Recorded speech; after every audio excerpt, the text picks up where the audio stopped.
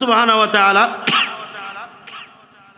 রমজানের ফজিলত এত বেশি করেছেন যে আমরা জেনেছি 1 থেকে 70-700 এরকম পর্যন্ত এটার বরকত সওয়াব বৃদ্ধির যে বিষয়টা। আবার আমরা বলেছি যখন আল্লাহ তাআলা সন্তুষ্টির জন্য হয়ে যায় তখন আর এটা কোনো নির্ধারিত সংখ্যায় নয়, বরং এটা হয়ে যায় বিনা হিসাব। সুবহানাল্লাহ। কোন হিসাবে? বিনা হিসাবে। যেমন দেখেন বিনা হিসাবটা কেমন।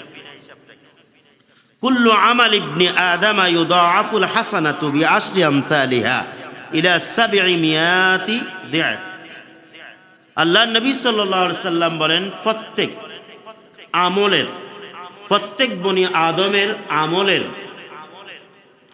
যে গুণটা বা তার ক্ষেত্রে যে আল্লাহ তাআলা মর্যাদা দিবেন এটা হচ্ছে বিআশরি আমসালিহা 10 গুণ থেকে ইলা 700 দিআফ 700 কত 700 পর্যন্ত। কুল্লু আমাল প্রত্যেক আমলের, প্রত্যেক কি চমৎকার বিষয়। তাহলে রমজানের বিষয় এখানে তো শুধু কুল্লু আমাল সব বিষয়ে। ক্বাল আল্লাহু তাআলা, এটা আবার আল্লাহর নবীজির বাণী নয়, এটা আবার আল্লাহর বাণী। হাদিসের এই অংশটা আবার আল্লাহর নবীজির বাণী। আগেরটা ছিল আল্লাহর নবীজির বাণী, পরেরটা হচ্ছে আল্লাহ তাআলা সরাসরি বাণী। ক্বাল আল্লাহু তাআলা, এবার নবীজি বর্ণনা দিচ্ছে ইল্লাস সাওমা রোজা ব্যতীত। সুবহানাল্লাহ। কি ব্যতীত? সব আমলে সওয়াব হচ্ছে 10 থেকে কত, আর আল্লাহ নবীজি মাসকান দিয়ে এনে ক্বাল আল্লাহু তাআলা, আল্লাহ তাআলা বলছেন বলেই তিনি বর্ণনা করছেন ইল্লাস সাওমা, রোজা ছাড়া। সুবহানাল্লাহ। এই অংশটার নাম হচ্ছে হাদিসে কুদসি। হাদিসে কুদসি কোনটা? যেটা বাণী আল্লাহর, কিন্তু নবী সাল্লাল্লাহু আলাইহি ওয়াসাল্লাম তার জবান মুবারক দিয়ে বলেন। সুবহানাল্লাহ। এটাকে বলা ওয়াহি গায়রে মাতলু। ওয়াহি মাতলু হচ্ছে জিবরাইল আলাইহিস সালাম মাধ্যম যেটা আসে কোরআন, কিন্তু জিবরাইল আলাইহিস সালাম ছাড়াও তো আল্লাহর নবীজির সাথে আল্লাহর সাথে দৈনন্দিন প্রত্যেকটা মুহূর্তে তার কলবের সাথে সম্পর্ক। সুবহানাল্লাহ। কিছু বিষয় আছে তিনি প্রকাশ করেছেন, কিছু দরকার নেই এটা প্রকাশ করেননি। ইলমের ক্ষেত্রে, শরীয়তের ক্ষেত্রে যেটা বান্দার কল্যাণ সেটা প্রকাশ করেছেন। তো এখানে অংশ দিয়ে পাখি দিয়ে বলছেন যে ক্বাল আল্লাহু তাআলা, আল্লাহ তাআলা বলেন ইল্লাস সাওমা, রোজা ব্যতীত। সুবহানাল্লাহ। তাহলে এইটুকু কার কথা? কার কথা? ফাইন্নাহু লি, রোজা আমার জন্য বান্দা রাখে। কে কয়? রোজা বান্দা আমার জন্য রাখে। ওয়া আনা আজজি বিহি, আর এটা জাযা আমি নিজে স্বয়ং দিব। সুবহানাল্লাহ। আমি নিজে দান করব। দেখেন ইয়াদাউ শাহওয়াতা, ইয়াদাউ আমার দিয়ে খেয়াল করেন, ইয়াদাউ শাহওয়াতা, তিনি তার শাহওয়াতাকে কি করেন? তিনি দূর করে দেন। শাহওয়াত হচ্ছে জৈবিক যত ধরনের চাহিদা আছে, বিশেষ করে কুপ্রবৃত্তির দিক থেকে, এগুলোকে কি বলা হয়? শাহওয়াত। বিশেষ করে আপনার মানুষের যে যৌন চাহিদা আছে এগুলোকে দূর করে। ওয়া তাআমাহু মিন আজলি, এবং তার খাবার বললে পানীয় এখানে আছে, খাবার পানীয়গুলো কি করে? আল্লাহ বলে আমার জন্য সেগুলো ত্যাগ করে। সুবহানাল্লাহ। আমার জন্য কি করে? যদি বলেন বান্দা আমলের ক্ষেত্রে সবচেয়ে বেশি আল্লাহকে ভয় করে কোন আমলে জানেন? রমজানে। রোজার আমল। কোন আমলে? রোজার আমলে বান্দার সবচেয়ে বড় উদাহরণ, দৃষ্টান্ত যে বান্দা যে আল্লাহকে ভয় করে। এই জন্য রোজাটা প্রকৃত ইমানদারের আলামত। সুবহানাল্লাহ কোন রোজাটা কিসের আলামত? ইমান মানে কি? গায়েবের প্রতি বিশ্বাস না? কিসের প্রতি বিশ্বাস? রোজা এটা প্রমাণ করে। কেমনে? আপনারা গোসল করেন না? কথা বলেন না। আপনি ডুব দিয়ে যদি এক কুলি পানি খেয়ে ফেলেন, কেউ নিষেধ করবে? বলেন। আপনি ওজুর সময় কুলি করছেন, গলা শুকিয়ে যাচ্ছে, আপনি জানেন, কিন্তু এত সাবধান যে আপনার গলার ভিতরে যেন একটু পানিও না পৌঁছে, আপনি এত সাবধান। যদি চলে যাইতো এক কুলি, এক ঢোক, কি হতো? অসুবিধা হইতো? মানে কেউ কি জানতো? কিন্তু বান্দা ওই মুহূর্তে বাহ্যিক মানুষের খেয়ালটাকে বাদ দিয়ে গলার ভিতরে পানি যাবে, এটাও আল্লাহ অদৃশ্যের মালিক, যাকে দেখে না, জানে না, বুঝে না, তাকে তার প্রতি অকুণ্ঠ বিশ্বাস রেখে সেই বিশ্বাস রাখছে এটাও আমার আল্লাহ জানেন। পানির নিচে ডুব দিয়ে এক ডুব পানি খেয়ে ফেললে কেউ দেখবে না, সে জানে পানির নিচে আল্লাহ আছে। সুবহানাল্লাহ বলেন। পানির নিচে আল্লাহ আছে বলতে পানির বিষয়ে, পানির ভিতরে যা হয় এগুলো আমার আল্লাহর এলেমে আছে। এলেমে আল্লাহ জানেন। আল্লাহ কি বুঝছেন তো? প্রতিটি ক্ষেত্রে আপনি দেখুন। আর সেম বিষয়টা বিপরীত দিকে যদি চিন্তা করেন, যারা বেরোজগারি, রোজদারিরা আল্লাহ তাআলাকে বিশ্বাস করে, তিনি জানেন, দেখেন এবং আমার হিসাব নিবেন, চূড়ান্তভাবে ইয়াকিনি বিশ্বাস। এই রমজান এসে মানুষকে ইয়াকিনের দরজায় পৌঁছায়। কোন দরজায়? দৃঢ় বিশ্বাসের মধ্যে পৌঁছায়। আর একই বিষয়ে দেখেন, যারা রোজা রাখে না তারা কি করে? তারা মানুষের বিষয়টাকে চিন্তা করে পর্দা টাঙ্গিয়ে ভিতরে খানা খায়। কথা কয় না? কাকে চিন্তা করে? মানুষ কি চিন্তা করে? পর্দাটা নিয়ে কি করে? ভিতরে খানা খায়, ঘরে গোপনে খাবার খায়। ওই যে আপনার বাগানে গিয়ে খানা খায়, কিছু খায়, পালিয়ে পালিয়ে এসে লুকিয়ে লুকিয়ে খাবার গ্রহণ করে। তাহলে দেখুন, একই বিষয়ে বান্দা যখন, এই জন্য আল্লাহ বলছে এটা আমার জন্য, মিন আজলি, আমার কারণে, আমার জন্য সেগুলো ত্যাগ করে। তার মানে কি? আমার জন্য, আমার কারণে, এর অর্থ হচ্ছে সে আমাকে দৃঢ় বিশ্বাসে এনে যে প্রত্যেকটা বিষয় আমার আল্লাহ জানে, এই কারণে সে প্রচণ্ড ক্ষুধা এবং আপনার তৃষ্ণার্ত অবস্থাও সে কি করে না? খাবার পানীয় গ্রহণ করে। এই জন্য আল্লাহ পাক বলে রোজাটা সে আমার জন্য রাখে। সুবহানাল্লাহ বলেন না? রোজাটা আমার জন্য রাখে। আর রোজাটা এমন একটা ইবাদত, এটা মানুষ দেখলো, জানলো, এটাতে কোনো অসুবিধা, রিয়া আসবে না। কিন্তু এমন একটা ইবাদত, যেই ইবাদতটা আপনি প্রকাশ্য করতে পারেন, প্রকাশ্য জানান দিতে পারেন। কারণ অন্য হাদিসে আসছে, ঝগড়াঝাটি হয় না, হয় কিনা?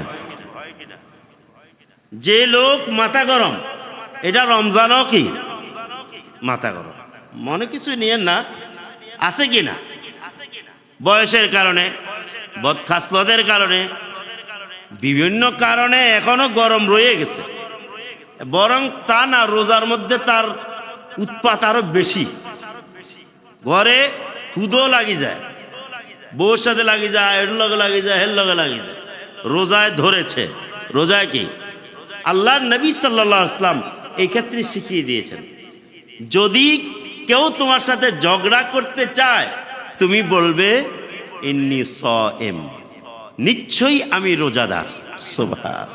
কিন্তু নিশ্চয়ই আমি নামাজি, এই কথার কোনো সূত্র কোরআন সুন্নাহর মধ্যে বলার কোনো কি নাই, সূত্র নাই।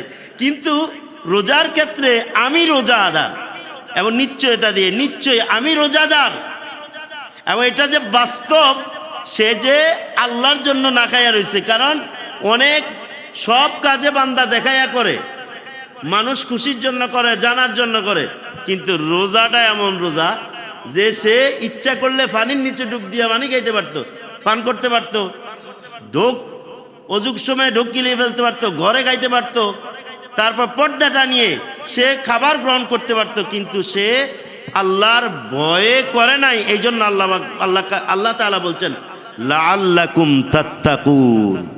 আর এই যে অবস্থাটা, এই অবস্থাটা হচ্ছে তাকওয়ার অবস্থা। সুবহানাল্লাহ বলেন না? এটা কিসের অবস্থা? তাকওয়ার অবস্থা।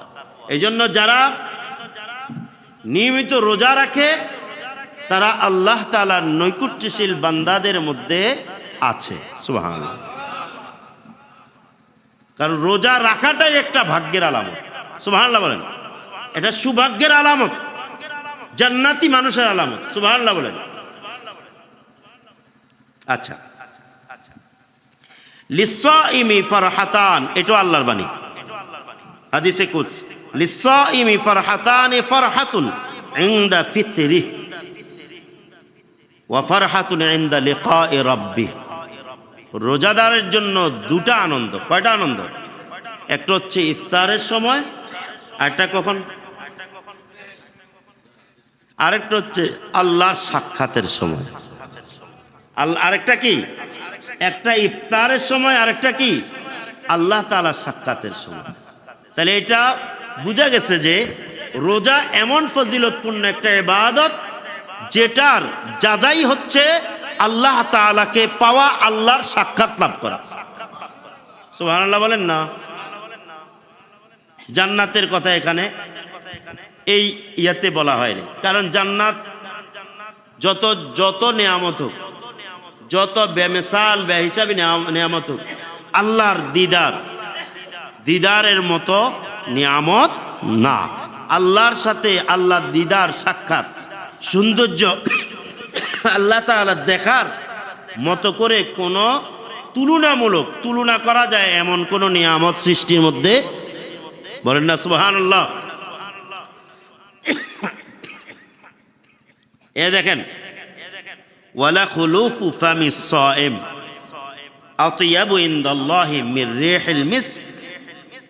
কি মর্যাদা দিছে! দুর্গন্ধ রোজাদারের মুখের কি? রোজাদারের মুখের দুর্গন্ধ আল্লাহর নিকট মেশক আম্বরের চেয়ে অধিক উত্তম, অধিক সুঘ্রাণযুক্ত। সুবহানাল্লাহ। এগুলো মর্যাদা রূপু করতে। আপনি যদি বলেন তা আল্লাহ তাআলা কি গ্রাণ নেন, বিষয়টা এরকম নয়। বুঝিয়েছে যেই কাজটা বান্দার কাছে কি তিরস্কারের বিষয়, অপছন্দের বিষয়, অসহ্যের বিষয়, সে একই কাজ যেটা আল্লাহর জন্য করেছে না খাইয়া, তার যে মুখের দুর্গন্ধ তৈরি হয়েছে, কারণ দাঁত মাজার যদিও রাতে হয়, রাতে দাঁত ব্রাশ করে, তারপরে তার মধ্যে কি দুর্গন্ধ থেকে যায়। আল্লাহ তাআলা বলেন যে আমার এই রোজাদারদের এই দুর্গন্ধটা, এটা মানুষের জন্য অসহ্য, অপছন্দ হতে পারে, কিন্তু আমি আল্লাহ জানিয়ে দিলাম এটা কত বড় মর্যাদা যেটা আমার জন্য করেছে, যে ওই কাজটাও যেটা বান্দার জন্য অপছন্দ সেটা আমার জন্য অধিক পছন্দ, সেটা আমার জন্য কি অধিক পছন্দ। জোরে কোন সুবহানাল্লাহ। ওয়াসিয়ামু জুন্নাতুন, রোজা হচ্ছে ডাল। রোজা কি? ঢাল। কিসের? ওয়া ইযা কানা ইয়াউমু সাওমি আহাদিকুম ফালা ইয়ারফাস ওয়ালা ইয়াসখাব ফা ইন সাবাহু আহাদুন আও কাতালা ফালিয়াকুল ইন্নী ইমরিউম সাইম। আগে যে কথাটা বলছি, কোন ব্যক্তি যাতে করে কি না করে, রোজা রেখে অশ্লীল কথাবার্তা না বলে, গন্ডগোল না করে। রোজা রেখে কি না করে? অশ্লীল কথাবার্তা না করে, না বলে, গন্ডগোল। আল্লাহ নবী সাল্লাল্লাহু আলাইহি ওয়াসাল্লাম এবার এখানে আবার কি আল্লাহ নবীজির বাণী মাঝখান দিয়েছিল হাদিসে কুদসি। তারা যেন গন্ডগোল না করে এবং কি না করে, অশ্লীল খারাপ ভাষায় কথা না বলে। কেউ যদি ফাইন সাব্বাহু, কেউ যদি তাকে কি করে, তোমাদের কাউকে গালি দেয়, কি দেয়, কারণ তার বদস্বভাব, সে তার এটা ঝাড়বে, ডাক দিলেও শুনবে না। বদস্বভাবের পরও যদি সে ঝাড়ে, তুমি জানিয়ে দিবে নিশ্চয় আমি রোজাদার। সুবহানাল্লাহ কয় না? সুবহানাল্লাহ। এটা থেকে শিক্ষা নিতে হবে, যারা রোজা রেখেও বদস্বভাব যায়নি, তেনারা প্রকৃত রোজাদার হতে পারেন। বলেন না, প্রকৃত রোজা রাখতে রোজাদার হতে পারেন নাই। খুব খেয়াল করতে হবে। আর আল্লাহর নবী সাল্লাল্লাহু আলাইহি ওয়াসাল্লাম অন্য হাদিসও বলছে, কি বলছেন, যে ব্যক্তি রোজা রেখে মিথ্যা ছাড়ে নাই, কি ছাড়ে নাই, মিথ্যা কথা ছাড়ে নাই, মিথ্যা সাক্ষী ছাড়ে নাই। যে ব্যক্তি রোজা রেখে মিথ্যা কথা ছাড়ে নাই, মিথ্যা সাক্ষী, দুইটার বিষয় বলা হয়েছে। এভাবে যতগুলো হারাম কাজ আছে এগুলো ছাড়তে পারে নাই, আল্লাহর নবীজি বলেন তার রোজাটা আল্লাহর জন্য প্রয়োজন নাই। আল্লাহর জন্য প্রয়োজন, এর অর্থ কোনটা? ওই যে আল্লাহ বলছেন ইল্লা সাওমা, যে রোজা ব্যতীত, আমি যে রোজা রাখে বান্দা আমার জন্য, কার জন্য? আমার জন্য। তো আল্লাহ বলে এটা আমার জন্য হয় নাই, এটা আমার জন্য, এটা আমার জন্য হয় নাই। তার মুখের দুর্গন্ধ আমার কাছে আতিয়াব মিনার রিহিল মিস্ক, তাও হয় নাই, মেশকে আম্বরের চেয়েও না। অর্থাৎ আমি আল্লাহর কাছে এই রোজার কোনো মূল্য নাই, এই রোজার কোনো মূল্য নাই। নাউজুবিল্লাহ বলেন না। শুরুতেই আমরা আজকে দ্বিতীয় রমজান, সাবধান হওয়া উচিত কিনা? আমাদের সমস্যা হচ্ছে রাগ উঠলে আমরা নসিহত মনে রাখি না। রাগ উঠলে আমরা খারাপ, রাগ যখন চলে আসে তখন আমরা নসিহতকে ভুলে যাই। আমরা আমাদেরকে কেউ নসিহত দিলেও আমরা তার উপরে আক্রমণ করি, ঠিক কিনা বলেন? এটা আমাদের বদ স্বভাব, আমরা মেনে নিতে চাই না। তাহলে যদি আপনার মধ্যে বদ স্বভাব থেকে যায়, তাহলে বুঝতে হবে চূড়ান্ত পর্যায়ের আল্লাহর নৈকট্য অর্জন করার মতো যে তাকওয়াটা, এই তাকওয়া আপনার আমার অর্জন হয় নাই। এটা আপনাকে ধরে নিয়ে তওবা করতে হবে। কি করতে হবে?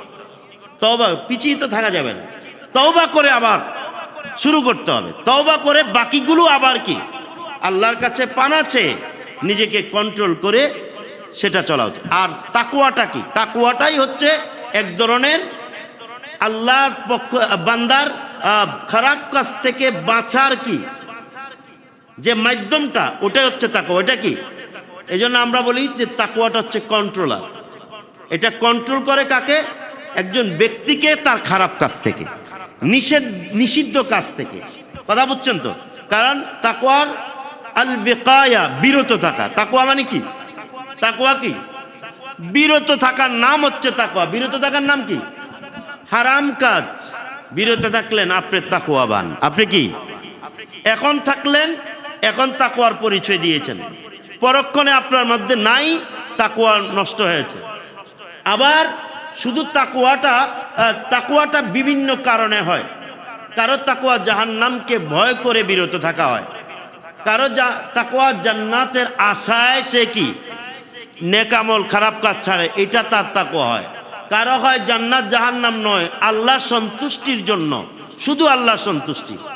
জান্নাত দিল কি দিল না সেটা তার মাথায় থাকে না, আল্লাহর খুশি চাই, এটা একটা তাকওয়া। এই তিনটার মধ্যে সর্বোচ্চ তাকওয়া হচ্ছে আল্লাহ সন্তুষ্টি চাওয়া। আর রোজাটা আপনাকে আমাকে সর্বোচ্চ সন্তুষ্টি পাওয়ার যে তাকওয়াটা, সেই তাকওয়ার মধ্যে উন্নীত করে। সুবহানাল্লাহ করে। ওই তাকওয়ার মধ্যে আপনাকে আমাকে পৌঁছায় এই রোজায়। আল্লাহ কি বলছে? বান্দা ইয়াদাউ শাহওয়াতা ওয়া তাআমাহু মিন আজলি, আমার জন্য সে কি করে? আমার জন্য এগুলো ত্যাগ করে। খারাপ কাজ, খানা পিনা, আর অন্যান্য যেগুলো রোজা ভঙ্গের কারণ আছে। আবার এমনিতে যেগুলো মাকরুহাত, মাকরুহাত মানে কি? অপছন্দনীয় কাজ। রোজা রেখে বিভিন্ন অপছন্দনীয় কাজ আছে না, এগুলো হচ্ছে আমার জন্যই ত্যাগ করে, তো আমার জন্য ত্যাগ করার অর্থ কি? আয় লেকা এ রব, সে আকাঙ্ক্ষিত আমার সাক্ষাৎ। কারণ আমরা ইতিপূর্বে আলোচনায় কি বলেছি, যে রোজাটা আল্লাহ তাআলার কি, রোজাদারের জন্য দুইটা আনন্দ, একটা ইফতারের সময়, আরেকটা কখন? আল্লাহর কি সাক্ষাতের সময়। আর আল্লাহর সাক্ষাৎটা হচ্ছে একজন বান্দার সর্বোচ্চ মাকাম। সুবহানাল্লাহ বলেন। একজন বান্দার সর্বোচ্চ কি মাকাম, স্তর। ওই স্তরে যারা পৌঁছে তারা আল্লাহর সাক্ষাৎ আশা করে, আর আল্লাহ তাদেরকে সাক্ষাৎ দেয়। আর আল্লাহ রোজাকে করেছেন সর্বোচ্চ তাকওয়ার মাধ্যম। সুবহানাল্লাহ। সর্বোচ্চ কি? বালাগাল উলা বিকামালিহি হাসনাত জামিউ খিসালিহি সাল্লু। সব ইবাদতের জাযা শুরুতেই জান্নাত। শুরুতে কি জান্নাত, এতে কোনো সন্দেহ নেই। কিন্তু এটা স্তর বেদে আল্লাহ তাআলা বর্ণনা করেছেন লেকা এ রব, আল্লাহ সাক্ষাৎ, এটা সর্বোচ্চ মানের হিসাবে আল্লাহ জান্নাতের কথা এখানে না বলে আল্লাহ তাআলা সর্বোচ্চ সেই স্তরের দিকে আল্লাহ তাআলা বান্দাকে ধাবিত করেছেন। এটা একটা অপার বোনাসের সিস্টেম। এটা কথা বুঝছেন তো? সর্বোচ্চটা দেখানো। সুবহানাল্লাহ। এতে করে একজন মানুষ তার ইবাদতে বেশি কি হবে, আগ্রহী হবে, উদ্যোগী হবে, সে মজা নিয়ে ইবাদত করবে যখন সে জানবে এখানে লাভ বেশি। সুবহানাল্লাহ। এখানে কি বেশি? লাভ বেশি। জান্নাত হচ্ছে শুরুর নিয়ামত, এটা আমরা বলেছি। এরপরে আসেন, জান্নাতে কোনো মানুষকে, বিভিন্ন ক্যাটাগরির লোক জান্নাতে যাবে, গুনাহগাররাও যাবে। অনেক যদি বলেন এই আপনার বেরোজগারি যাবে কিনা, এটা আমি জানি না, মানে আমি নিশ্চিত না। তবে বেরোজগারিও জান্নাতে যেতে সম্ভাব্য। এটা কি সম্ভব? ঈমান নিয়ে মরলে তো জান্নাত। কিন্তু এটা যে শাস্তি পাবে এটাও সম্ভাব্য। এটাও কি? এটাও নিশ্চিত আমি দিচ্ছি না, কারণ আল্লাহ মাফ করে দিলে তো আমার কিছু করার নেই, কিন্তু সম্ভাব্য। আর যিনি আদায় করবে না, আমল করবে না, তিনি নিশ্চিত বুঝে নেবেন। কথা বুঝেন না? তিনি কি করবেন? আমি রোজা রাখি নাই, তাহলে আমি বলতে হবে আমি জাহান্নামী, এটা আমি নিশ্চিত ধরে নিতে হবে। আমি রোজা রাখি, নামাজ পড়ি না, আমি ধরে নিতে হবে আমি জাহান্নামী।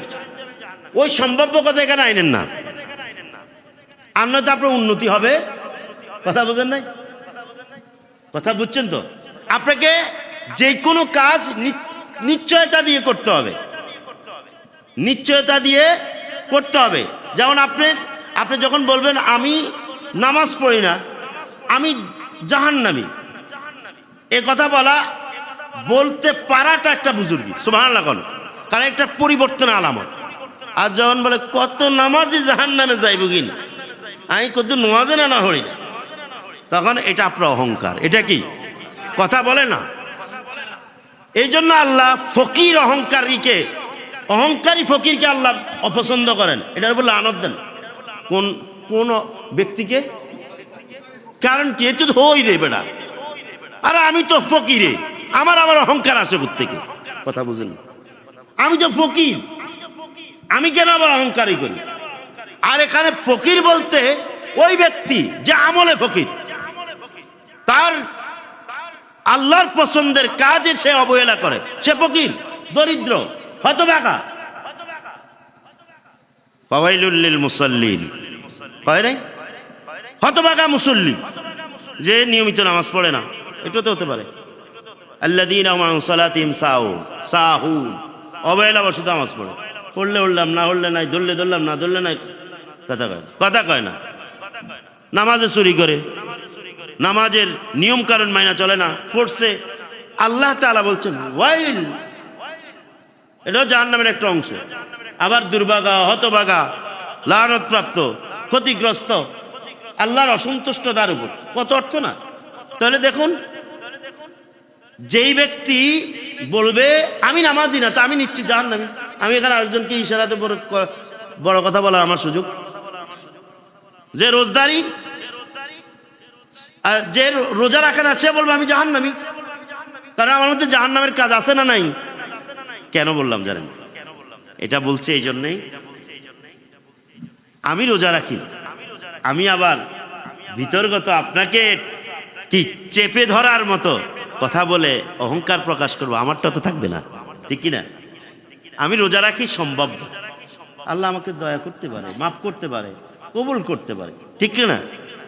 আমারটা সম্ভব, কিন্তু আমি গুনাহগার, আমি জাহান্নামী, এটা আমি নিশ্চয়তা দিলে একটা সুবিধা আছে, আমার নিজেকে পরিবর্তন করা যাবে, অহংকার দমন করা যাবে, অন্যের সাথে তুলনাগত কথা এটা আমার থেকে দূর হবে। বরং এইটুক বলবো, হের দোষ দৌড়ি লাভ কি, আর নিজের তো দোষ, আমি নিজেই খারাপ, আমি নিজেই জাহান্নামের পথে। এটার নাম বুজুর্গি, যেরকম সুবহানাল্লাহ, এটাও একটা বুজুর্গি, এটাও কি একটা বুজুর্গি। এখন আল্লাহ নবীজি সাল্লাল্লাহু আলাইহি সাল্লাম বললেন, জান্নাতে যাবে, জান্নাতে কোনো আমলের জন্য স্পেশাল কোনো গেট নাই, কোনো গেটের কথা কোনো হাদিসে পাওয়া যায় না, কিন্তু রোজদারির জন্য একটা স্পেশাল গেট আছে। সুবহানাল্লাহ, ভিআইপি, এটা কি আছে? আপনি দেখবেন ভিআইপি লাউঞ্জ আছে আপনার এয়ারপোর্টে দক্ষিণ দিয়ে, দেখুন সব আছে, ভিআইপি প্রটোকল আছে। কারণ এমনি সাধারণ মানুষের ভিড়ে চলা, আর যখন 2-4 জন নিয়ে দল বেঁধে যখন প্রটোকল দিয়ে যাবে, তখন কি হবে? বিশেষ ব্যক্তি। এটা কি? এটা অর্থ হচ্ছে জানান দেওয়া, যে এখানে লোকেরা জানুক এই লোকটা মর্যাদাবান লোক। সুবহানাল্লাহ বলেন। আল্লাহ সুবহানাহু ওয়া তাআলা রোজদারির জন্য এই প্রটোকল, এই ব্যবস্থা, বিশেষ গেট, যেটার নাম রায়্যান, যেটার নাম কি, এই গেটের ব্যবস্থা করেছেন। ওই যে বলছিলাম জান্নাতে যাবে বিভিন্ন ক্যাটাগরির, কথাটা এখানে ছিল। গুনাহগারও যাবে, সে রোজা রাখে নাই, ঠিক আছে, একসময় আল্লাহ মাফ করে তাকে নিল ইমানের কারণে, নিবে, কিন্তু জ্বালায় পোড়ায়া মাউত তাসনিমে সংশোধন করে পরিশুদ্ধ করে দেয়, হেরে কি ভিআইপি এটা দিবনি? কথা বলে ভিআইপি দিবে না, ভিআইপি দিবে, জান্নাতে যাবে সেটা পাবে না। তখন তারাও সেদিন লজ্জিত হবে, লজ্জিত হবে, শর্মিন্দ হবে। সুবহানাল্লাহ কয় না? এটা হচ্ছে রোজার মর্যাদা, যে জান্নাতুর রায়্যান বা বাবুর রায়্যান, রায়্যান নামক একটা দরজা থাকবে, বিশেষ দরজা, যেটা দিয়ে রোজাদাররা আল্লাহর মেহমান হয়ে এই দরজায় ঢুকবে আর আল্লাহ দিদার সাক্ষাৎ অর্জন করবে। সুবহানাল্লাহ।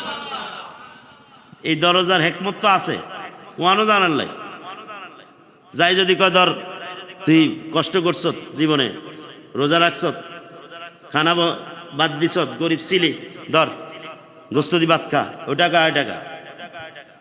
ধরুন এই প্রসঙ্গে আল্লাহ জ্ঞান দিবে, বা এটা হবে না, এটা হলে বান্দা প্রশ্ন রাখবে যে আল্লাহ তুমি তো ঘোষণা দিয়েছ দুটা আনন্দ, একটা ইফতারের সময় শেষ করলাম, আর একটা আনন্দ তোমার সাক্ষাৎ, আমার এখন গোস্ত ভাতের তো দরকার নাই, তোমাকে দেখার দরকার। এটা বোঝানোর জন্য বলছি। এটা তো আমাদের দেশে কিছু লোক আছে না, নাই এরকম তো কইছেন একটা, করেন দে আরেকটা। তো আল্লাহ তাআলা তো ওয়াদা কি করেন না, বরখেলাপ।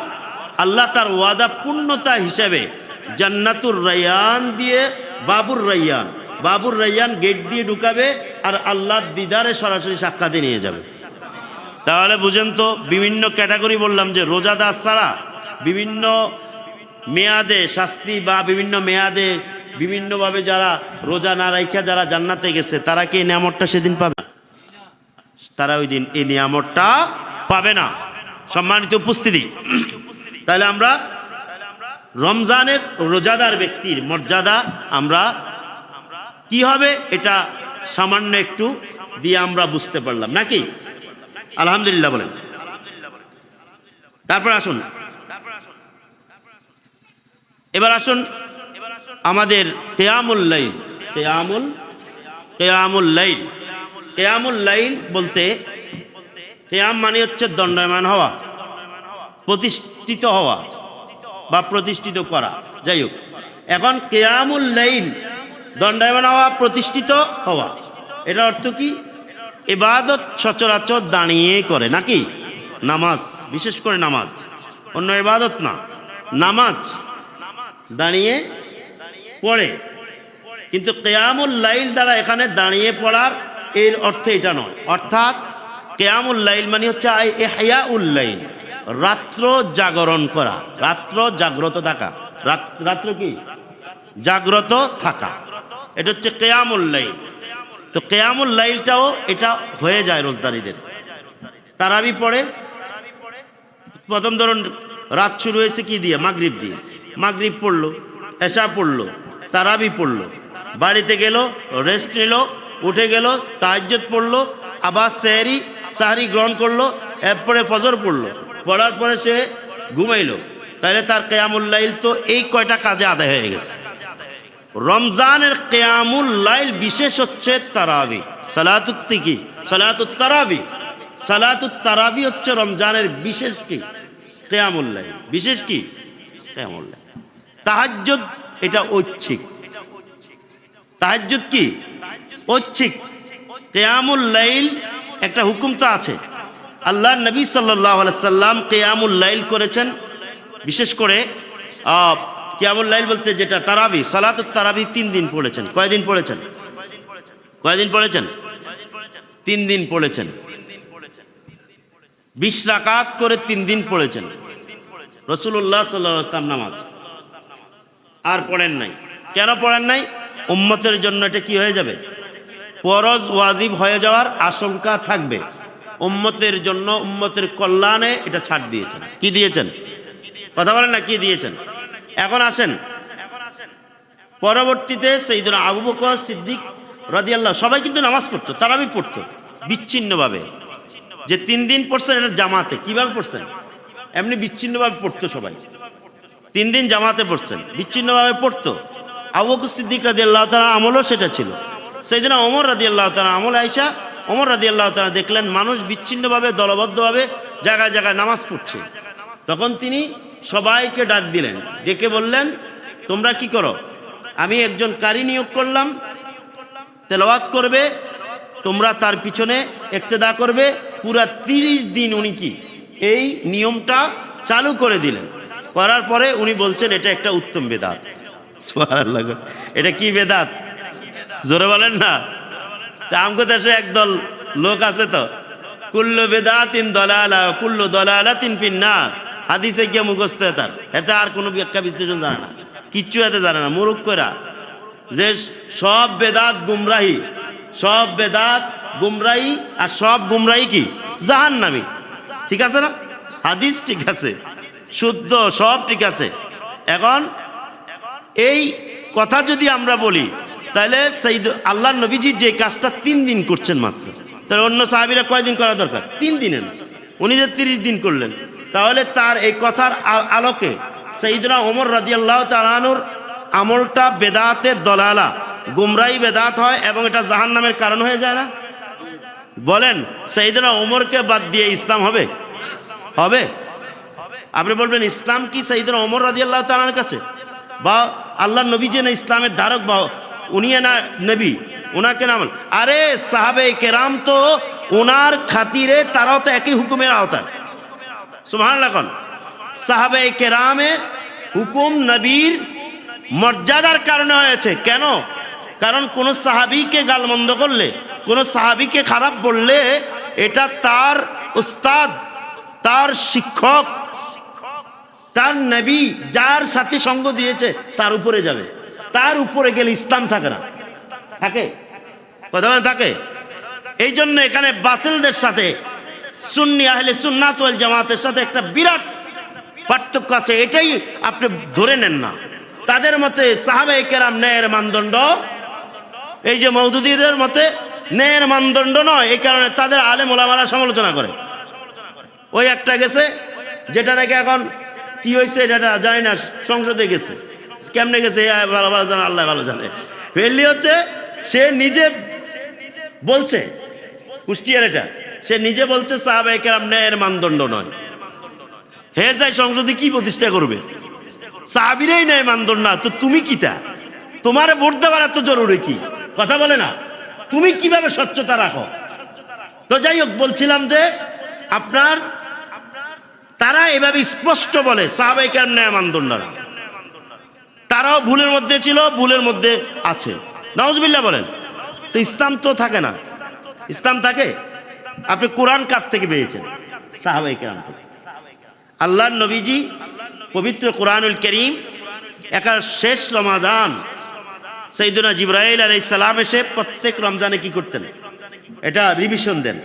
বিশেষ করে শেষ রমজান এসে এটা রিভাইজ করলেন, রিভিশন করলেন, দিয়ে পুরা কোরআনকে আবার কি সম্পূর্ণ কোরআনকে রিভিশন করে দিলেন। দেওয়ার পরে এই কোরআন লিখিতভাবে যে কমিটি ছিল, ওহী লেখক যাদেরকে বলে, এই কমিটি একটা কাগজের মধ্যে মানে একটা দপ্তরের মধ্যে লিপিবদ্ধ করে এই কোরআন আল্লাহর নবীজির কাছে ছিল। এই কোরআন আল্লাহর নবীজি আম্মাজান হাফসা রাদিয়াল্লাহু তাআলার কাছে রাখছে। কার কাছে? হাফসাকে, আল্লাহর নবীজির স্ত্রী, সাইয়্যিদনা ওমর রাদিয়াল্লাহু তাআলার মেয়ে। সুবহানাল্লাহ। সাইয়্যিদনা ওমর রাদিয়াল্লাহু কি মেয়ে। এই কোরআন সাইয়্যিদনা আবু বকর সিদ্দিক এই কোরআনের অনুযায়ী কি করেছেন? শাসন ব্যবস্থা করেছেন। এরপরে সাইয়্যিদনা ওমর, সব সাহাবায়ে কেরাম এটা করছেন। ওসমান রাদিয়াল্লাহু তাআলা এসে এই কোরআনে কারীমের এটাকে ব্যাপকভাবে মানুষের কাছে প্রচারের জন্য তিনি এটাকে কপি করে আবার এটার হুবহুব লিখে এটা বিভিন্ন দেশে এটা পাঠিয়েছেন। মিশরে ইমাম হোসেন রাদিয়াল্লাহু তাআলা শির মুবারকের মাজার যে আমাদের আল আজহার ইউনিভার্সিটির সামনে, সেখানেও এক কপি আছে। ভাগ্যক্রমে আপনার পাকিস্তানি তারা আপনার ব্রিটেনে থাকে, সেখান থেকে তারা একটা দল আসছে। তারা এই ওই ইয়াতে এখানে রাসূলুল্লাহ ইসলামের দাড়ি মুবারক আছে, তরবারি মুবারক আছে, এই কোরআন শরীফ আছে, তারা এখানে দেখতে যাবে। তখন আপনার তারা এসা ওই কথা বলতেছে, এরা বুঝে না। পরে আমি তাদেরকে জিজ্ঞেস করলাম কি বিষয়, তখন তারা বললো এখানে দেখার মতো কি আছে। তখন আমি বললাম এটা এটা আছে, কিন্তু এটা আমরা দেখি নাই, জানি না। এক পর্যায়ে তখন আমি তাদেরকে নিয়ে গেছি মূল অফিসে, যেখানে অনুমতি নেওয়া যায়। তো তারা বিদেশি মেহমান আসছে, ওখানে গেছি, অনুমতি দিছে, আমারও সাথে দিছে তাদের কি ইন্টারপ্রেটার হিসেবে, অর্থাৎ দুভাষী হিসেবে। আমি তাদেরকে বুঝাই দিলাম, আর এটা তাদের সাথে তাদের কারণে ওই আমি এগুলো সব দেখা ধরা চুমাক দেওয়ার সুযোগ হয়েছে, আলহামদুলিল্লাহ। তো বিষয়টা হচ্ছে কেন বললাম যে এই কোরআন সারা পৃথিবীতে ছড়িয়ে গেছে। এই কোরআন যেটা আমাদের কাছে আছে, মাঝখান দিয়ে শিয়ারা আইসা এই কোরআনের বিরোধিতা করে। তারা 17,000 বিশিষ্ট আয়াতের এক কোরআন এখন তারা বাইর করছে, আগের থেকে তারা বাইর করছে, তাদের মধ্যে এটা চলমান শিয়ারা। এই কারণে শিয়াদের সাথে কিছু বিষয়ে আমাদের তারা দলিল দেখায়, কিন্তু এটা মিল থাকে না। কি থাকে না? মিল থাকে না। যাই হোক, তো বলছিলাম সাহাবায়ে কেরাম ন্যায়ের মানদণ্ড। কিসের মানদণ্ড? এটা আপনি দলিল কোথায় পাবেন? কোরআনে। আল্লাহ পাক বলছেন আমিনু কামা আমানান নাস, শুরুতেই তো বাকারা শুরুতে দ্বিতীয় পৃষ্ঠা আল্লাহ কি বলছেন? তোমরা ঈমান আনো কামা আমানান নাসু, মানুষজন যেভাবে ঈমান আনছে। তো মানুষকে এখানে আয়া সাহাবে মুহাম্মদ সাল্লাল্লাহু আলাইহি ওয়াসাল্লাম নবীজির সাহাবীরা যেভাবে ঈমান আনছে তোমরা এইভাবে ঈমান আনো। সুবহানাল্লাহ বলেন। তাহলে এটা কি হলো? মানদণ্ড না? মানদণ্ড কি না? এরপর আল্লাহ কি বলছেন? লাকাদ রাদিয়াল্লাহু আনহুম ওয়া রাদু, লাকাদ রাদিয়াল্লাহু আনিল মুমিনিন। সাহাবায়ে কেরামকে আল্লাহ মুমিন বলেছেন। মুমিন বলে তাদের থেকে আল্লাহ বলছেন কি লাকাদ রাদিয়াল্লাহু, আল্লাহ সন্তুষ্টি হয়েছেন এই মুমিনদের থেকে। সুবহানাল্লাহ বলেন। মুমিনদের থেকে কি হয়েছেন? সন্তুষ্ট হয়েছেন। রাদিয়াল্লাহু আনহুম ওয়া রাদু আনহু, এখানে বলছে আল্লাহ তাদের উপর খুশি, তারাও আল্লাহর উপর খুশি। সুবহানাল্লাহ বলেন। এই জন্য এখানে হুকুম হচ্ছে সাহাবায়ে কেরাম তারা গুনাহের ঊর্ধ্বে নয়, কিন্তু তাদেরকে পরবর্তী গুনাহগার বলে কথা বলা এটা ইমানের খেলাফ, আয়াতের খেলাফ। এর অর্থ কি? গুনাহের ঊর্ধ্বে নয়, তারা গুনাহ করতে পারে, কিন্তু তাদের গুনাহ করার আগে আল্লাহ তাআলা গুনাহ মাফের ঘোষণা দিয়েছেন পছন্দ দ্বারা। কি দ্বারা? এই পছন্দটা চিরন্তন। সুবহানাল্লাহ। কোন সাহাবায়ে কেরাম তারা কি করে? যারা সাহাবী থাকবে, এখন সাহাবীকে মান রাআন নাবিয়্যা সাল্লাল্লাহু আলাইহি ওয়াসাল্লাম মুমিনান, যিনি ঈমানের সহিত নবীকে দেখেছেন। আরো আছে ওয়া মাতা আলাল ঈমান অথবা মাতা মুমিনান, তিনি ইন্তেকালও করেছেন ঈমানের উপর, তিনি হচ্ছেন সাহাবী।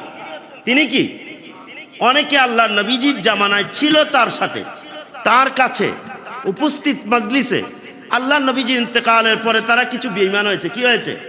তাদেরকে তো সাহাবী বলা যায় না, তারা তো মুনাফিক। তারা কি মুনাফিক?